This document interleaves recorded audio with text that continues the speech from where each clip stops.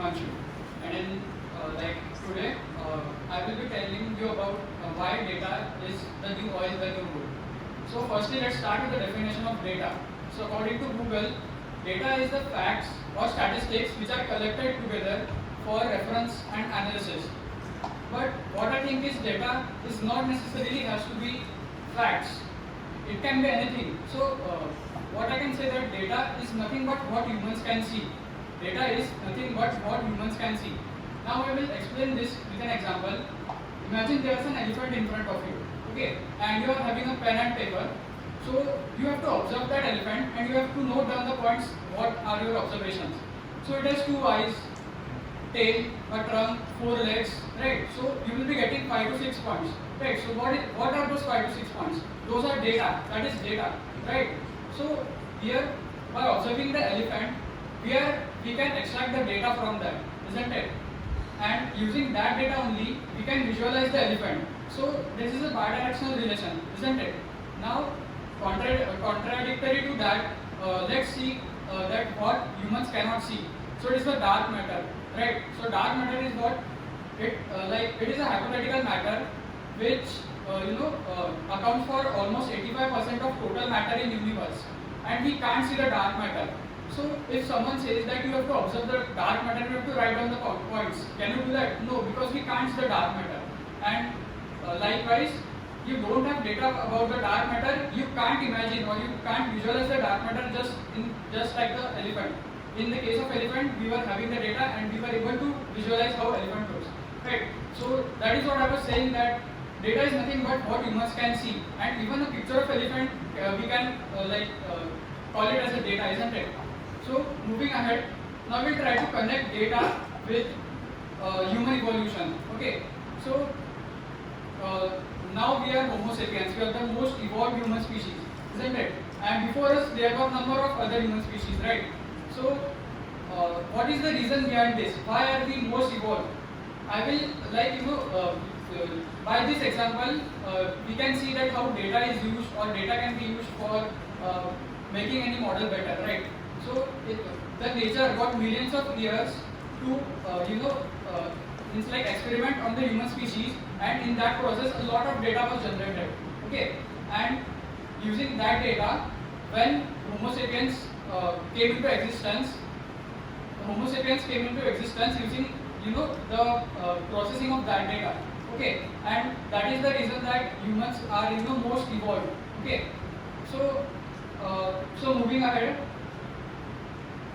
we can have there are a number of topics or okay, so I will now tell you that opportunities of data, that where data can be used, right?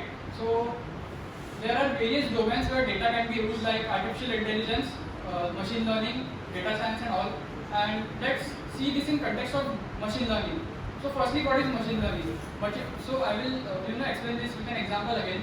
So let's say there is a student who is currently first standard, and he is learning to read and write. His teacher is teaching him how to read and write. Okay, so during that process, the student learns how to read and write, and during this time of examination or during the time of his test, he has to read and write by own. He has to reproduce what he has learned prior to the examination, right? So just replace that student with a machine. In machine learning, what we do is we train the machine learning model with whatever we want to. It's like it then reproduces, gives the output whatever we want, whatever we desire. Okay, so this was all about machine learning. Then what we will see is data. Yes. So now let's talk about data science, right? So in data science or even the machine learning model, there are various types of machine learning models. So in those, one model can be analyzing the data from the past and predicting the future. Yes. So this is one type of machine learning model. The second type of machine learning model can be like, let's consider we have to classify between cats and dogs. We'll consider a basic example.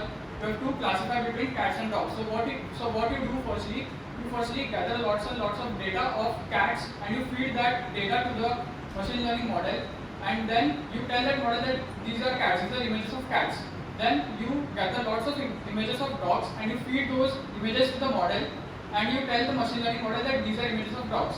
This was all about training. Okay, now talking about testing, what we do is we input any one image of cat or dog, let's consider cat in this case, and the model rightly tells us that yes, this is a cat, right? So during this process, what we did is the data which we fed into the machine learning model, that is the images, lots and lots of images, what were those? That was data, right? So everything, like all the domains of machine learning is based upon data, correct? So moving ahead, talking about, in today's world there are various big tech companies like Microsoft, Amazon, Apple, isn't it? So why are these on the top? Have you ever imagined or have you ever thought? I will tell you why. Because those big tech companies use one thing very efficiently as compared to other companies. Those big companies use one thing very efficiently as compared to other companies, and that one thing is data. That one thing is data, right?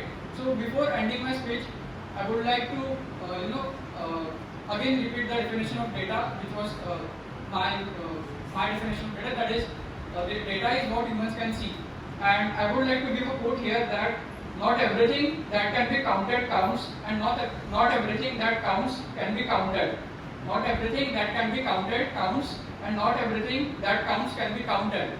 So now what I want you guys, you can just brainstorm and see that how my definition of data, you can connect this with this code, right? So if anyone has any ideas, you can come up to me, and of course we can have a brainstorming about that. So thank you so much everyone. Thank you for your patience listening.